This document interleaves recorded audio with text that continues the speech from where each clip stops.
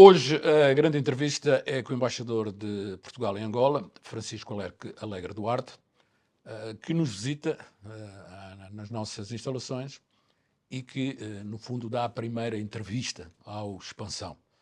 A última entrevista que o Expansão fez com o embaixador português foi há 4 anos. Vamos tentar ver o balanço e como é que evoluiu estas relações. Bom dia, Sr. Bom Embaixador. dia. E começava exatamente por aí.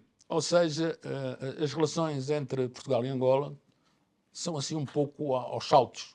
Têm momentos melhores, momentos piores, momentos melhores.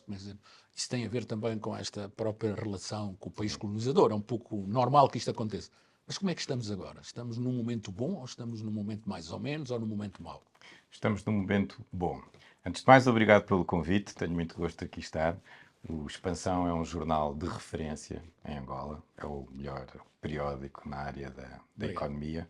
É um jornal muito lido, nomeadamente pelos diplomatas que aqui estão, e é uma referência. Bom, hoje é o dia em que toma posse o novo governo português. Eu acho que é uma coincidência feliz o facto de fazermos essa entrevista hoje, porque eu quero desde logo sinalizar que, não obstante as mudanças políticas em Portugal, e que são normais em democracia, a relação com Angola será sempre prioritária. Em termos de balanço, vou falar sobretudo do balanço destes 2 últimos anos, 2 anos e pouco que aqui estou. Eu acho que as relações, sinceramente, nunca estiveram tão boas. Isso, acho que 2023 foi um grande ano para as relações bilaterais. Culminou primeiro, diria que houve muitas visitas, mas em termos substantivos houve 2 visitas principais. A primeira foi a do Ministro das Finanças, Fernando Medina, na qual nós estabilizámos o funcionamento da linha de financiamento Portugal-Angola, imputámos novos projetos a essa linha e alargámos o plafond da linha de 1,5 mil milhões para 2 mil milhões de euros. E eu creio que isso foi logo um sinal importante, um sinal de confiança que o governo português deu em Angola, num momento em que Angola já se sentiam algumas dificuldades em termos de acesso ao financiamento externo. Depois veio a visita do primeiro-ministro. Antes também esteve cá o Ministro dos Negócios Estrangeiros. Houve a assinatura, no quadro dessa visita, de 18 instrumentos jurídicos, alguns deles bastante relevantes, e foi também no contexto dessa visita que o primeiro-ministro português, em articulação com o Presidente da República, Marcelo Rebelo de Sousa, formalizou o convite para a deslocação do Presidente João Lourenço a Portugal para participar nas comemorações dos 50 anos do 25 de Abril.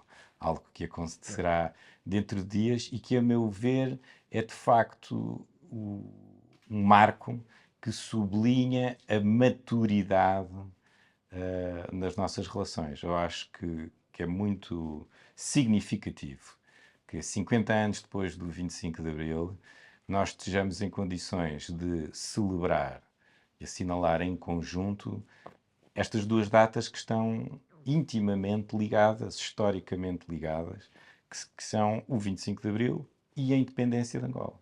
Há aqui 2 aspectos fundamentais. Um deles é o aspecto político.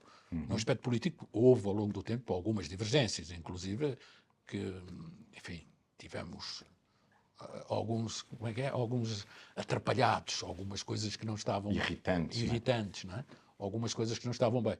Do ponto de vista económico, na verdade, as relações sempre se mantiveram.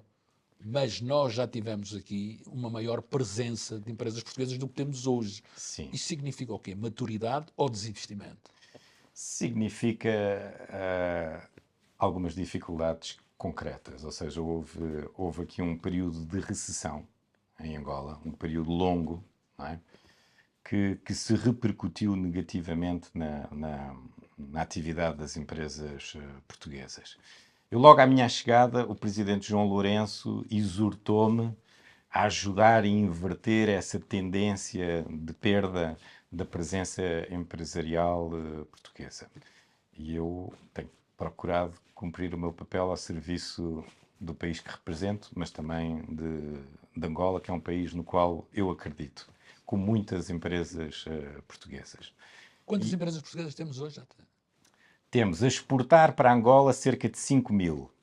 E já no ano passado tivemos uma balança comercial que voltou, que cresceu bastante e foi até superior aos níveis pré-pandémicos, portanto a 2019. Portanto, Portugal exportou para Angola mais de 2,2 mil milhões de euros e somos hoje ainda solidamente o segundo maior fornecedor de Angola depois da China.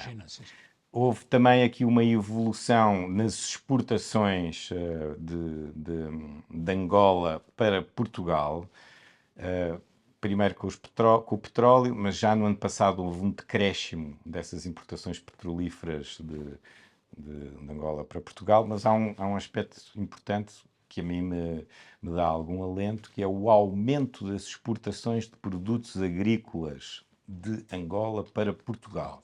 Eu tenho, por exemplo, visitado as fazendas agrícolas. Há cadeias portuguesas que já Exatamente. assinaram contratos com produtores, nomeadamente a cadeia Sonai e outras. Sim, e vê-se produtos oriundos, por exemplo, da Nova Agrolíder, ou sobretudo da fazenda Girassol.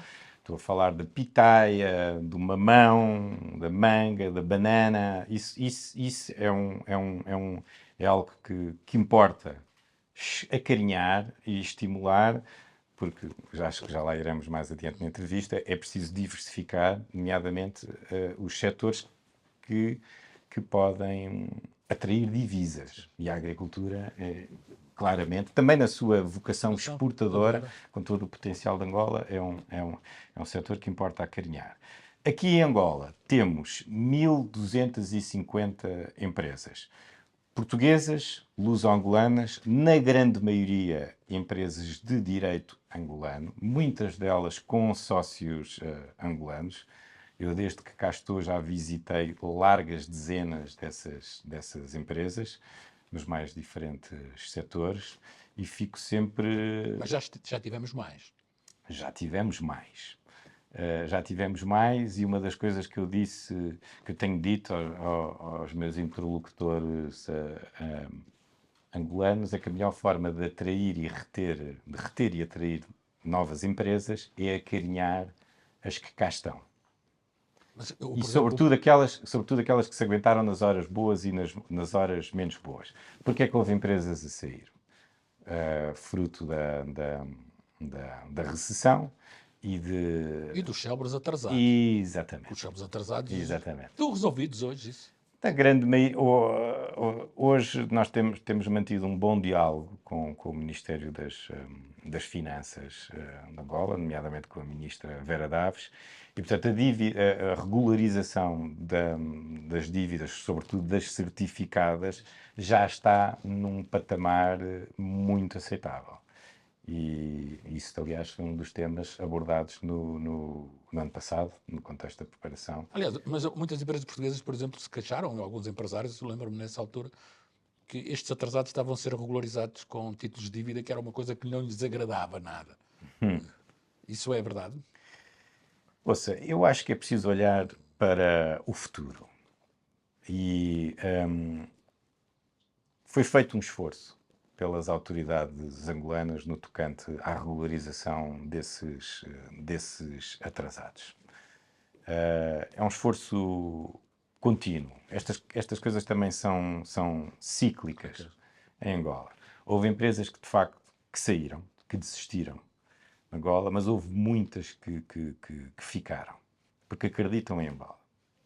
E de todas essas empresas que eu tenho visitado, quer dizer, nós temos aqui uma presença que eu diria, temos como pontas de lança da presença económica portuguesa em Angola as construtoras, que só por si empregam largas dezenas de milhares de pessoas. E que hoje não fazem só construção. Não fazem só construção, estão-se a diversificar.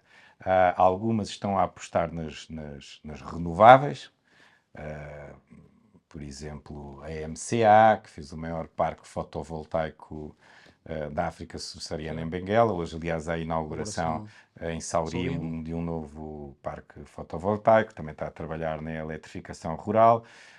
Algumas também se estão a virar para a água e o saneamento, o Mota-Engil, Casais, e têm feito um trabalho que eu acho que é um trabalho de grande qualidade, de grande fiabilidade. Sente que esse trabalho das empresas portuguesas é reconhecido pelas autoridades angolanas? Eu sinto que sim, cada vez mais. Quer dizer, evidentemente, eu sou o embaixador de Portugal, tenho que puxar a brasa à minha sardinha e defender as nossas empresas. Mas eu acho que quando se pensa em trabalho de construção de qualidade, com durabilidade, as empresas portuguesas têm um selo de qualidade, de confiança. E depois há outra coisa que eu tenho notado. Eu estive cá, eu vou na minha segunda encarnação angolana, já cá tinha servido de 2009 a 12. Na altura havia uma crise muito séria em Portugal, havia muito mais Empresas aqui. e portugueses também. Mas eu tenho visto um grande esforço destas empresas na formação do capital humano angolano. Há um grande investimento. Ainda na semana passada, por exemplo, visitei um centro de formação da PowerGol, que é uma empresa do ramo da eletrificação e que criou aqui um centro de formação capaz, já formou cerca de uma centena e vai formar centenas de eletricistas certificados dentro dos mais exigentes critérios que poderão exercer a sua profissão, tanto aqui em Angola, respondendo às necessidades de Angola, como em Portugal e em Espanha. E eu acho que isto é um excelente exemplo do que eu lhe estou a referir, dessa aposta no capital humano de Angola. Há muitos empresários desses que são já luso-angolanos. Sim, muitos. Como é que isso é encarado da parte de Portugal? Ou seja, acho que nós temos uma presença única aqui. Acho que a maioria... Ou seja, se eu lhe perguntar é assim, continuam a ser empresários portugueses ou já são empresários? Como é, quer dizer, como é que isto é visto? Não, são luso-angolanos e eu acho que da parte da maioria das empresas há uma grande aposta em sublinhar a sua angolanidade. Não é só uma questão de direito de estarem aqui registadas como empresas angolanas, mas é a sua identidade, é porque, por um lado, veem Angola numa perspectiva, a aposta em Angola numa perspectiva de longo prazo, porque aqui ganham escala, em alguns setores, numa escala que não é possível ganhar fora. Lá fora. Também porque compensam os ciclos económicos da Europa, porque o que nós vemos é que às vezes há recessão aqui e há uma conjuntura económica mais favorável na Europa, mas portanto, vai havendo aqui essa dita lógica de compensação. E também o facto, isso é uma questão da qual eu tenho vindo a tentar comunicar com essa comunidade empresarial luso-angolana. Eu acho que eles não devem ter pejo nenhum, além de afirmarem, apostarem na sua angolanidade, sublinharem também a sua Portugalidade. Não há que ter vergonha, antes pelo contrário. Sim, nós somos a antiga potência colonial, mas o que é facto é que lá vão 50 anos, é tempo de termos aqui uma atitude, diria eu, descomplexada.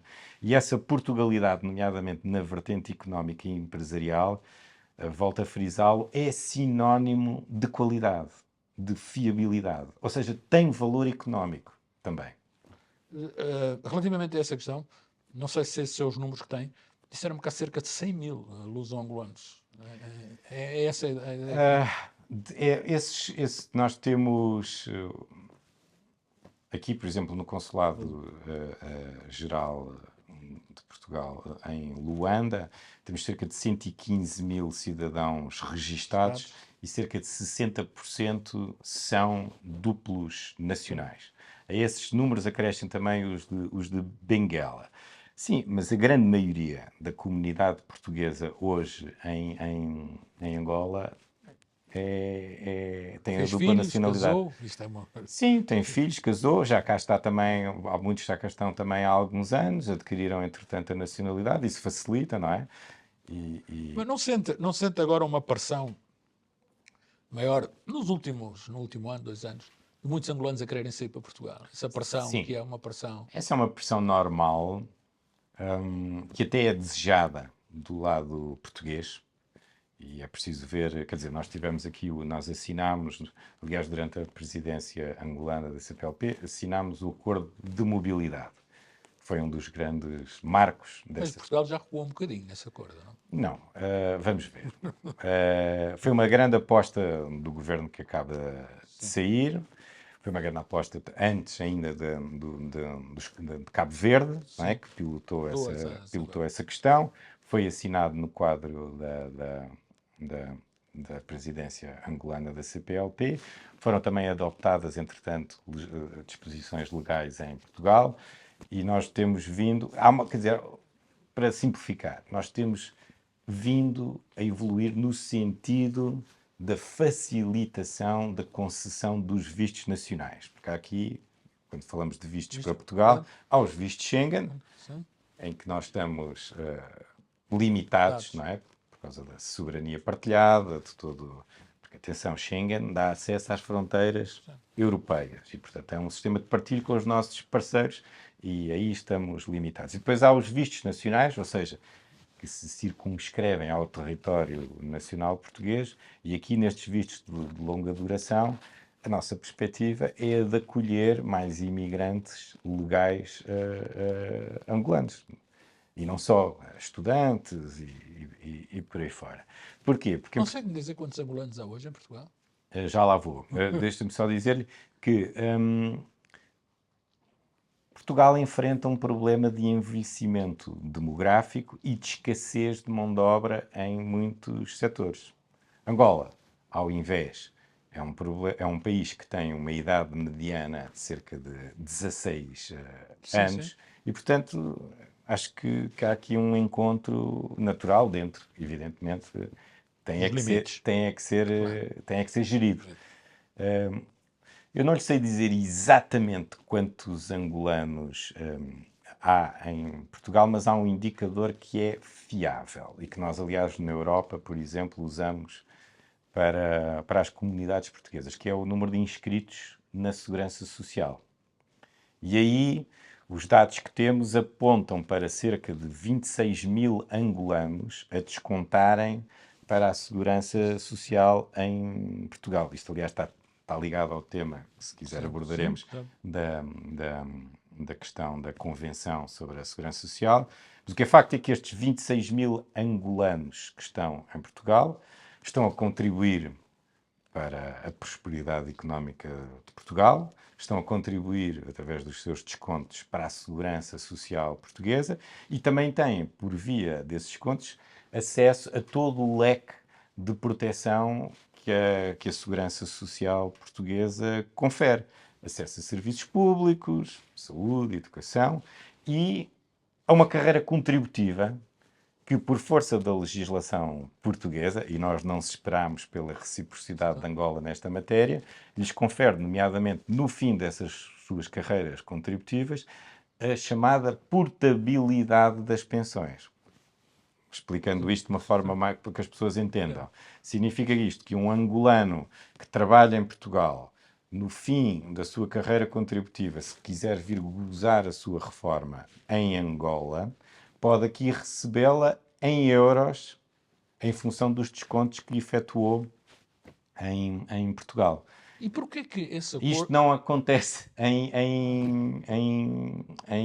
relativamente aos portugueses em Angola. Lamentavelmente, temos aqui uma falta de reciprocidade. Mas esse acordo foi um acordo que eu lembro-me que desde 2000 e... Foi assinado em 2003, Mas, a Convenção. Foi 2015, 2016, estava para sair. No ano passado, as nossas ministras do Trabalho, portanto, no quadro da reunião de ministros do Trabalho e da Segurança Social da CPLP, em Benguela, e à margem dessa reunião assinaram o chamado Compromisso de Benguela. Isto foi em maio do ano passado. E o compromisso estabelecia como meta para a entrada em vigor da dita convenção, aqui em Angola, porque nós em Portugal já o fizemos, 1 de janeiro. Não aconteceu. Quer dizer, evidentemente que isto está ligado ao tema das dificuldades nas transferências bancárias, nas divisas e tal.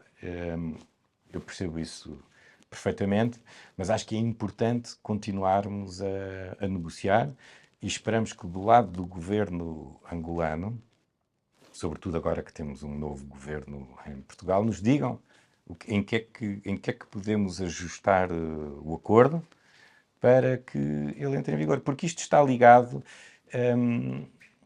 a vários aspectos. Quer dizer, a mobilidade não é só vistos. A mobilidade, nomeadamente mobilidade laboral, e não é por acaso também temos uma convenção no âmbito da CPLP sobre a segurança social, enquadrada justamente neste tema da mobilidade laboral.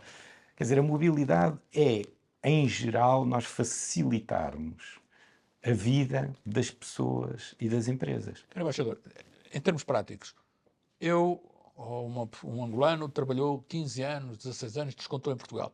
Se quiser passar a reforma em Angola, pode trazer os seus descontos para aqui e recebê-los aqui? Pode.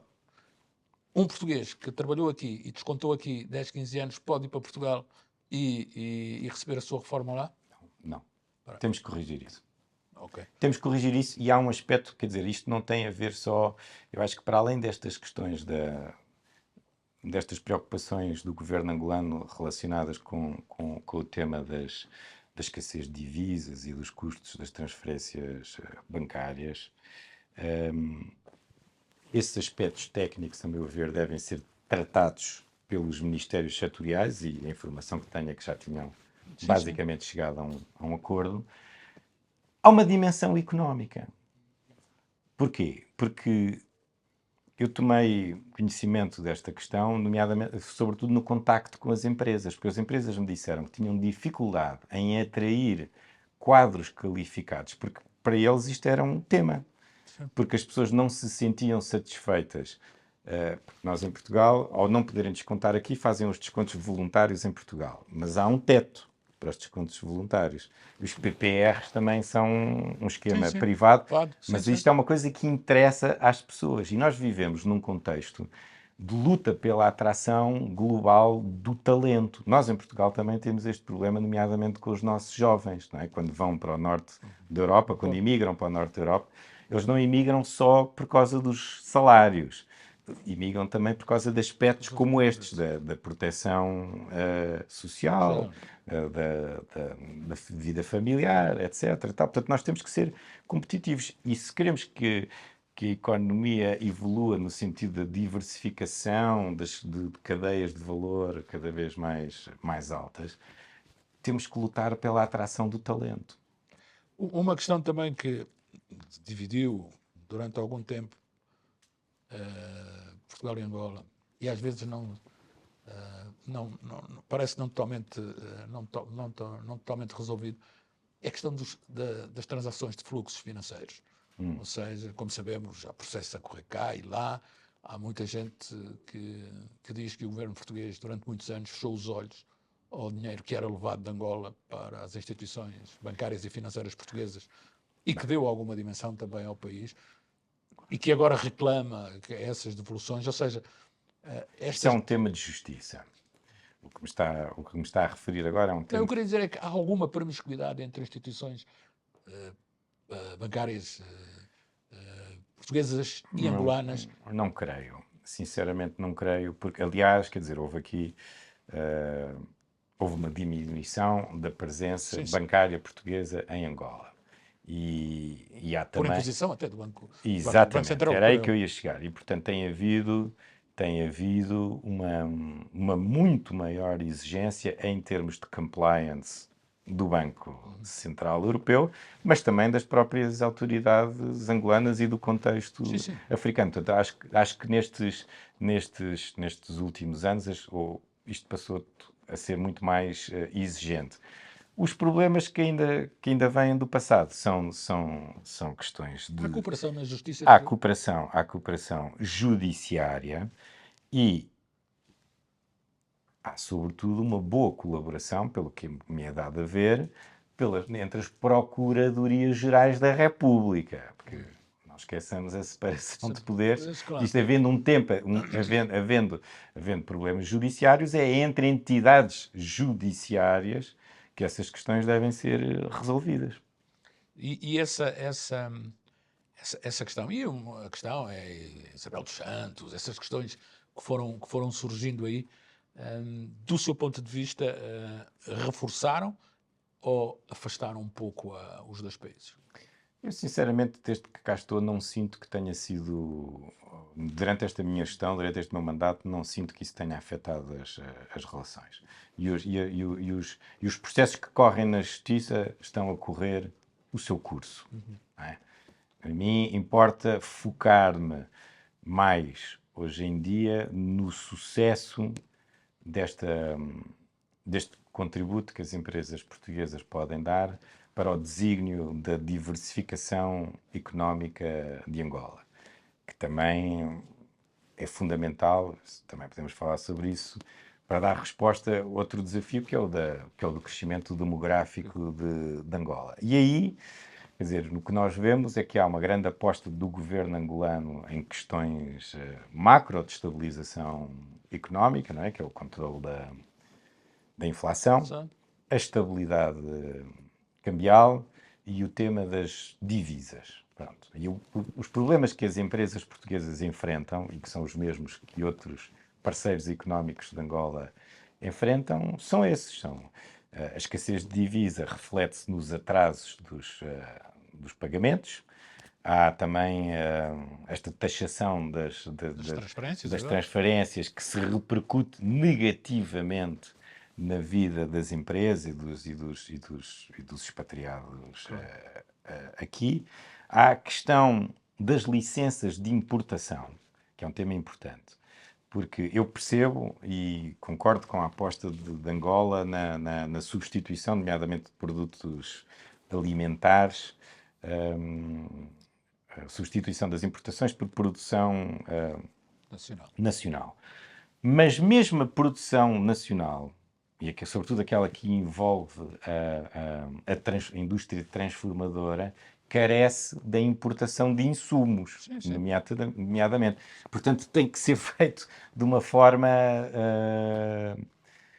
que sirva as empresas. As que cá estão, as que produzem localmente. Eu calculo que um problema também para as empresas portuguesas é o facto de o quadro regulatório e essas coisas irem sofrendo alterações, ou Tem seja, que haver, quer dizer, o ponto é que as empresas, os decisores económicos e fundamentalmente os investidores precisam de previsibilidade.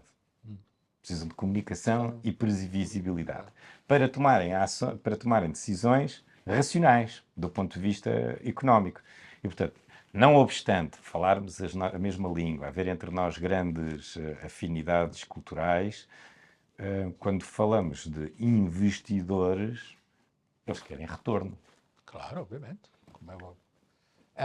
Uma questão também que se levanta tem a ver com a presença de ainda algumas empresas angolanas em Portugal e de algumas participações, por exemplo, a participação na Galp, outras participações que empresas angolanas têm. Qual é a sua leitura disto?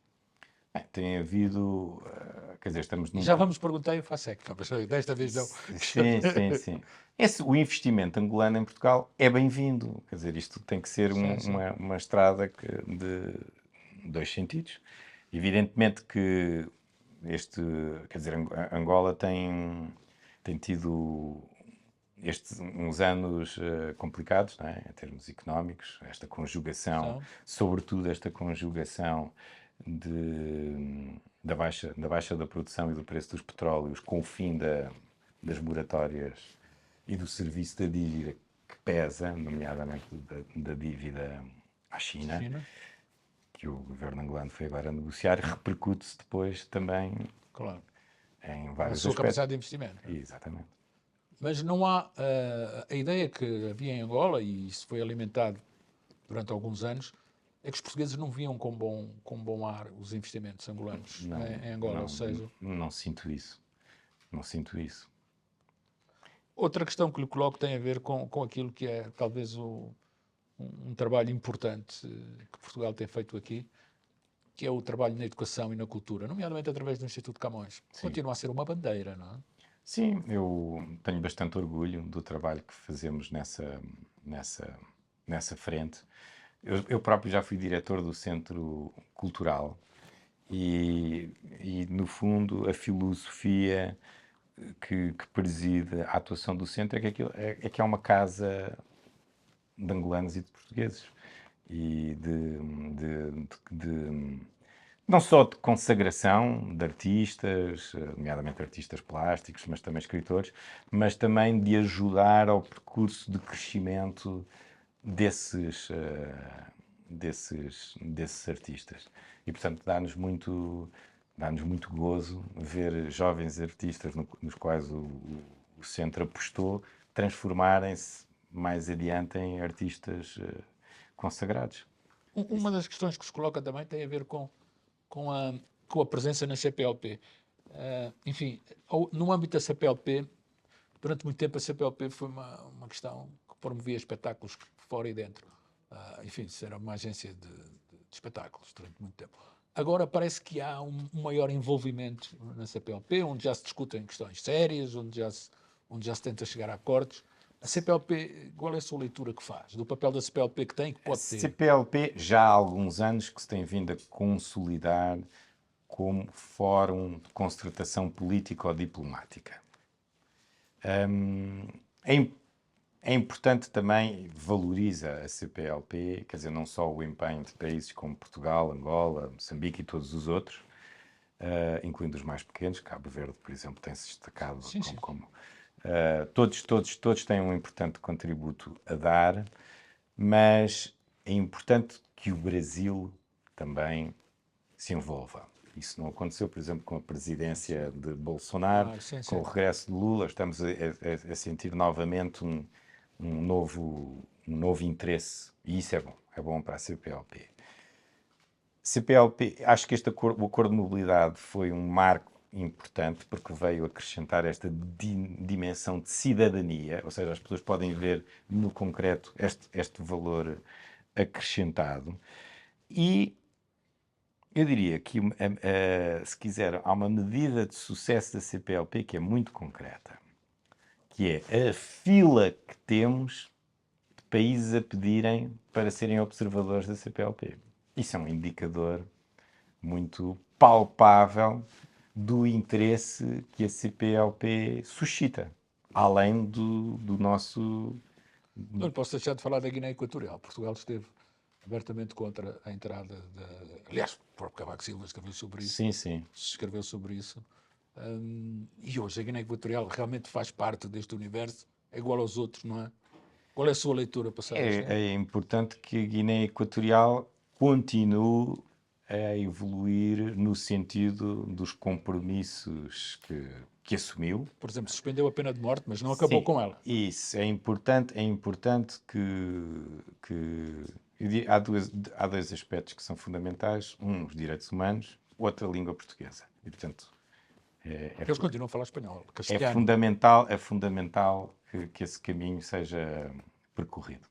Mas é a sua ideia que a Guiné Equatorial vai consolidar o seu espaço na CPLP ou acabará por sair? Não vejo sinais de que vá sair. Portanto, é fundamental, agora que está cá dentro, consolidar pela positiva a sua participação.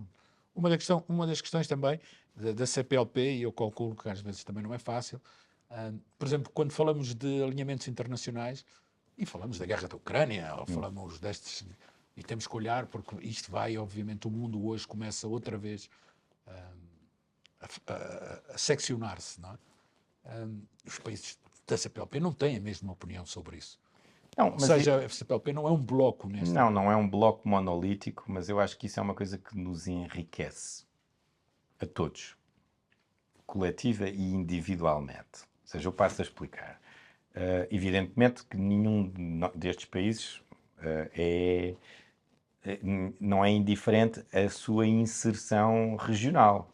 Portugal é um membro Faz parte da União Europeia, é um país da NATO.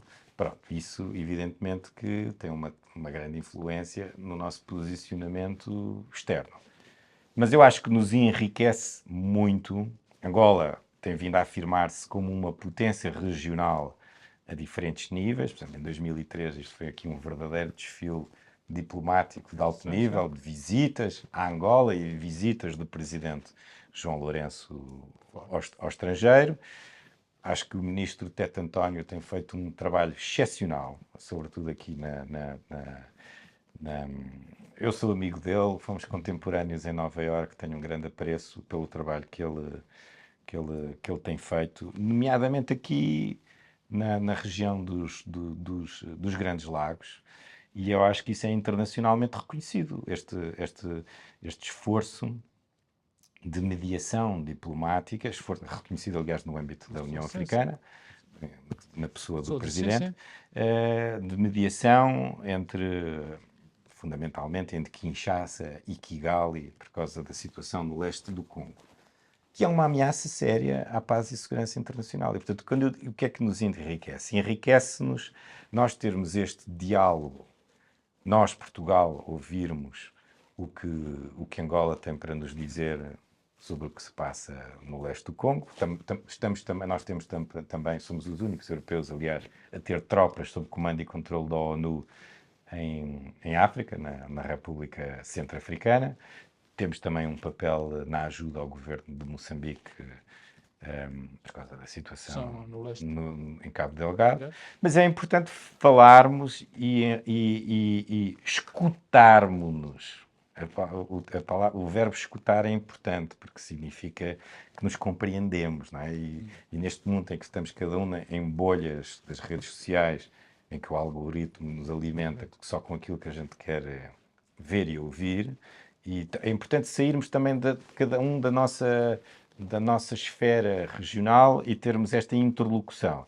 E, portanto, falarmos sobre o que se passa na República Democrática do Congo e em África, falarmos sobre o que se passa na Ucrânia. Nós, Portugal e europeus, chamamos-lhe a invasão da Ucrânia pela Rússia, que é o Quando que Lula é da do que se Silva trata, se e Gaza, e sobre Sim, o que se sobretudo passa a Gaza em Gaza. Gaza. É importante falarmos e escutarmos-nos uns aos outros. Isto em Gaza, a posição de Angola e Portugal é mais parecida, se assim poderemos dizer. Eu acho Agora, que há traços de união em todos estes grandes temas. Há duas questões em que nós estamos completamente de acordo. Tanto Angola como Portugal são firmes defensores do respeito pelo direito internacional. Essa é a primeira. Direito internacional e dos seus princípios fundamentais, nomeadamente da soberania territorial, do respeito pelo direito humanitário e outros princípios fundamentais. A segunda questão é a defesa do papel insubstituível da ONU, que, por sinal, tem como secretário-geral um português. Angola tem sido muito crítica com a ONU, nomeadamente, tem feito uma enorme pressão, não só a Angola, para que a África tenha É verdade. um E nós representante. apoiamos. E nós apoiamos e concordamos com esta necessidade de haver. Porque senão o risco é que a ONU e, sobretudo, o Conselho de Segurança das Nações Unidas se torne obsoleto e que não represente as dinâmicas demográficas da evolução do mundo. Mas as grandes potências não estão para aí viradas, ou que Não, tudo isso indica. é um tema antigo, não é? Quem, Sim. quem tem privilégios não gosta de abrir mão deles. Mas vai chegar uma altura em que eu estou em crer que essas mesmas potências vão perceber que vão ter que abrir vão ter que aceitar essa reforma, sob pena do próprio Conselho de Segurança deixar de se tornar relevante. E nós temos visto que, de facto, o Conselho de Segurança tem estado inoperante nestas grandes questões. Houve agora, finalmente, um grande avanço, que foi esta resolução sobre o cessar-fogo em Gaza. Depois da Segunda Guerra Mundial, grande parte, ou pelo menos grande parte dos conflitos estiveram no continente africano. Hoje, os dois maiores conflitos estão fora da África. Isso também ajuda a África ou não, do seu ponto de vista, a afirmar-se? Eu acho que é importante ouvir África. E acho que Portugal é dos poucos países europeus que tem essa sensibilidade, que tem essa mundivisão. Lá está, repito, é preciso que nós saiamos da concha, não é? Acho que agora fala-se muito do sul global. É uma forma da qual eu sinceramente não gosto, embora ela seja empregue. Isso nasce com os BRICS também, não é? Ou seja, os Pois, BRICS é que exatamente. dão corda um pouco a Sim, esta... e há algumas grandes potências dos BRICS que almejam falar em nome de. Sim. Pronto, eu acho que Angola, nesse aspecto, tem uma capacidade de afirmação externa autónoma, que é um ponto importante a sublinhar. Há aqui, e já agora só para fecharmos esta conversa, Angola abriu-se muito ao mundo.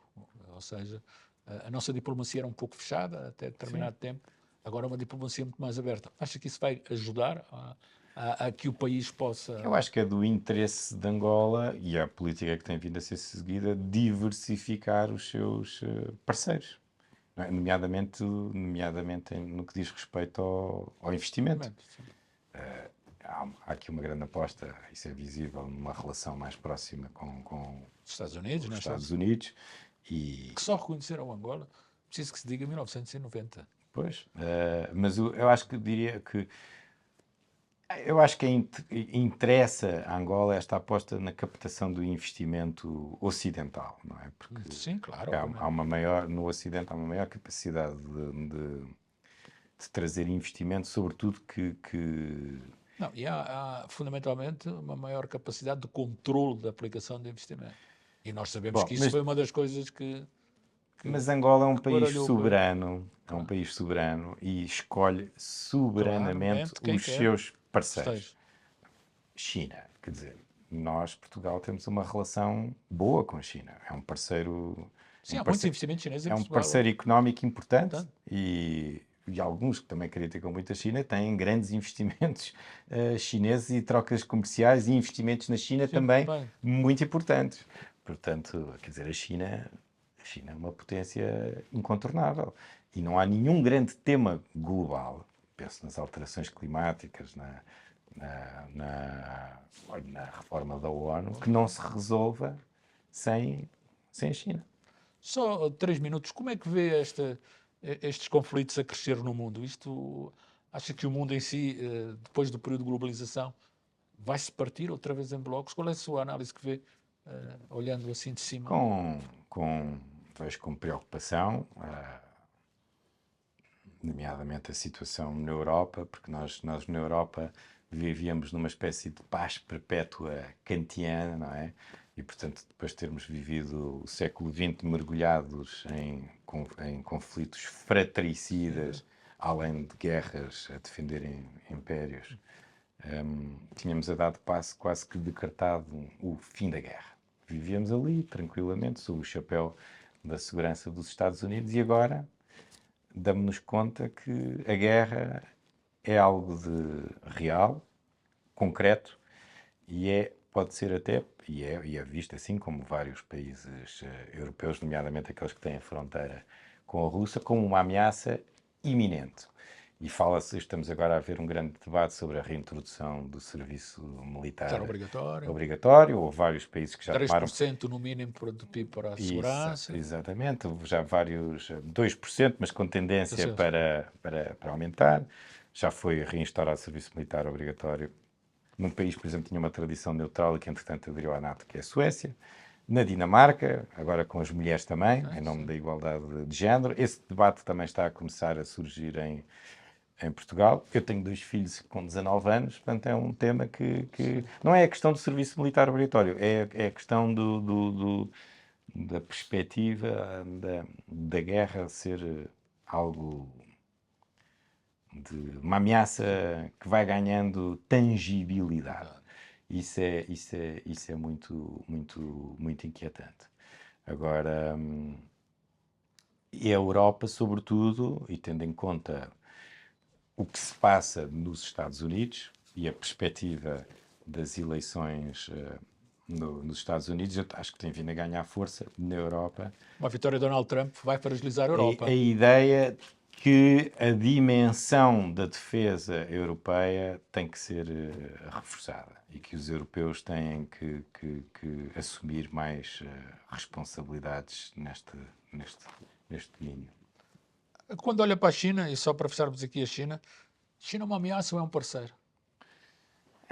Isso há muitas fórmulas, nomeadamente nos papéis doutrinários da União Europeia, né? É um parceiro económico, é um rival sistémico. A minha opinião, como português, não me posso abstrair disso, sou diplomata português, nós somos os europeus que têm a relação mais antiga com a China. Sim. E com o Japão também. Fomos os primeiros a chegar, fomos os últimos a sair, não é? Sim. Macau, numa fórmula negociada. É um parceiro, sobretudo económico, incontornável. E é um interlocutor também incontornável nas grandes questões que a humanidade enfrenta. Sr. Embaixador, Angola. Como é que vê aqui o futuro de Angola? Como é que já tem muita experiência? Como é que vê que Angola se vai desenvolver? Os números saíram, cresceu apenas 0,9% este ano. Os períodos são difíceis, mas como é que vê o futuro de Angola? Eu vejo, apesar de tudo, com confiança, porque o potencial de Angola está lá. Eu acho que há dois desafios fundamentais, já aflorámos essa questão, que é o da diversificação económica e o da resposta à questão demográfica, né? Porque nós, neste momento, olhando friamente para os números, sim. Vemos que a população cresce mais do que a economia. Já vamos em 9 anos disso. Pois, e que entram mais jovens angolanos no mercado de trabalho do que os empregos que são gerados. E, portanto, é fundamental criar emprego. Eu sinto que as nossas empresas portuguesas estão a fazer isso. Estão a criar emprego qualificado, mas temos que, e todos somos poucos, não falo apenas de Portugal, acho que os outros parceiros económicos de Angola também têm que seguir e ser seduzidos, não é, os investidores, a criar emprego aqui. E é importante agir, portanto, eu acho que é importante agir em setores como a agricultura. Eu sei que há uma grande aposta do governo angolano na agricultura familiar, mas eu acho que é importante também desenvolvermos a agroindústria, não é? Eu tenho visitado as fazendas, nomeadamente aquelas de luso-angolanos. Eu daria aqui vários exemplos. Há a Nova Agrolíder, há a Fazenda Girassol, acho que a Angonabeiro, que também tem vindo a ter um papel muito importante na afirmação da fileira do café e da própria marca do café angolano lá fora. Responsável por 80% da produção e quer dizer, tem fomentado a produção local. São 40 mil famílias de camponeses e pequenos produtores angolanos que vendem à Angonabeiro, mas sobretudo voltando à agroindústria, eu gostaria de ver mais exemplos, multiplicação de mais exemplos como esses da Agrolíder, da Fazenda Girassol, porque eu acho que isso é importante, fundamental para criar emprego, atrair divisas também através da exportação e antes disso, alimentar as necessidades locais. Por exemplo, eu não percebo, já tenho repetido isto, há pessoas que se calhar já estão cansadas de me ouvir sobre isto, eu não percebo porque é que Angola importa praticamente todo o frango que consome. Não, acho que temos aqui um exemplo de esse frango, como sabe, vem na sua grande maioria ou dos Estados Unidos ou do Brasil. Nem sempre é o melhor frango. E, portanto, são 600 milhões de dólares por ano. Porquê não apostar aqui neste... E com tudo o que isso implica, não é? Com as rações, etc.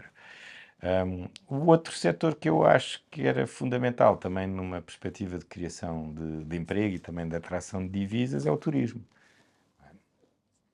Portugal é uma potência mundial do turismo. Temos grandes grupos, não estão aqui. Exatamente. Não estão aqui porquê? Porque têm que ser seduzidos para... E alguns deles estão noutros mercados africanos, Sim. como Moçambique, Santo Tomé e Príncipe. Exatamente. Agora, é difícil o turismo. Não, e temos que reconhecer isso, por vários aspectos. Em primeiro lugar, porque vocês enfrentam uma concorrência regional de grandes potências turísticas.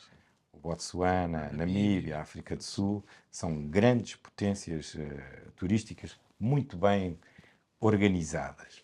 E talvez esse seja um bom ponto de partida, é ver o que os outros fazem e implementar algo parecido, com as vantagens que Angola tem tudo o que esses países têm.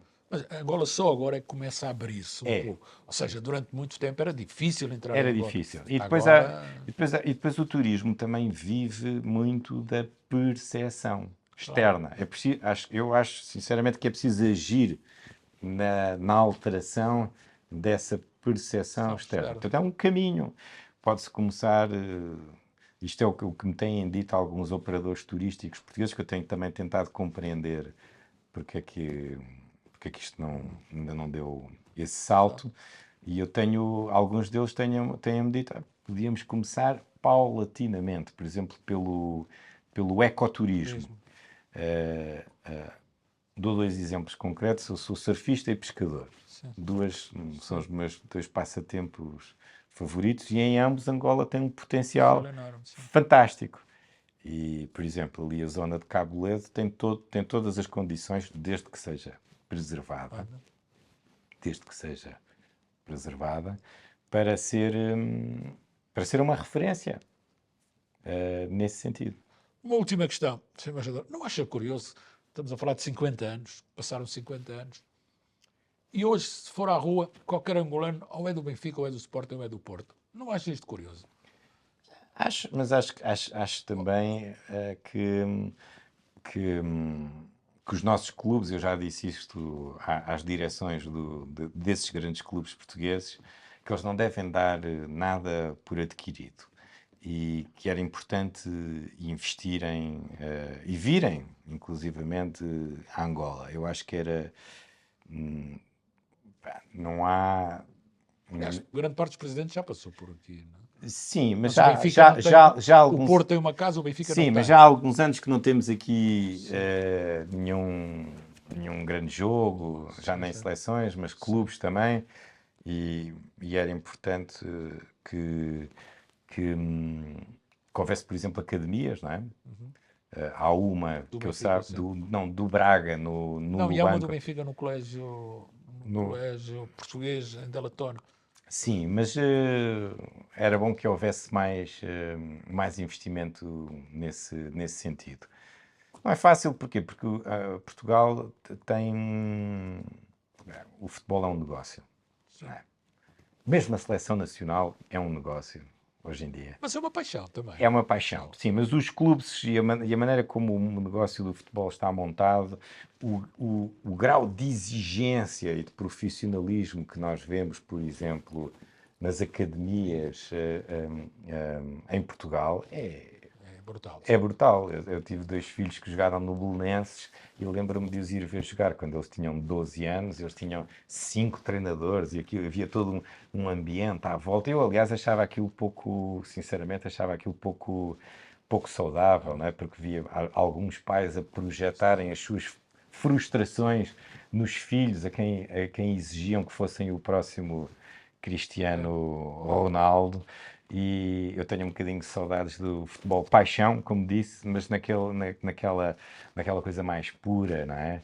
E eu às vezes, no outro dia fui visitar ali uma missão dos salesianos do Dom Bosco, no Sambizanga, e dei por mim, às 2 por 3, a ver lá os miúdos, pequeninos, a jogarem num campo praticamente sem condições, mas viam-se ali miúdos com um talento fantástico e gostei de ver isso. Fez-me lembrar o tempo em que eu também era miúdo e jogava e se jogava futebol na rua, não é? Com duas pedras a fazer de baliza. O que é que lhe faz mais falta em Angola? Ah, ou seja, aquilo que, quando chega a Portugal, o que é que faz? Ou o que é que lhe faz mais falta quando está em Angola? Aquilo que mais gosta de fazer quando chega a Portugal? Ou seja, aquilo que são as coisas que... Gosto de ir a cafés, gosto de passear na rua, gosto de ir a livrarias, que é uma coisa que desapareceu aqui em Luanda ao longo dos anos e que eu tenho pena. Só há duas agora. Pois, são esse tipo de coisas, quer dizer, eu sou português, gosto de estar em Angola, mas sou português europeu. Nós europeus temos essa cultura, não é? Do passear na rua, do café, da esplanada, de ir a uma livraria. Isso são as coisas que, como português barra europeu, sinto mais falta. Muito obrigado, Sr. Embaixador. Ora, é essa. Foi um Então, a grande entrevista com o embaixador de Portugal em Angola. Muito obrigado.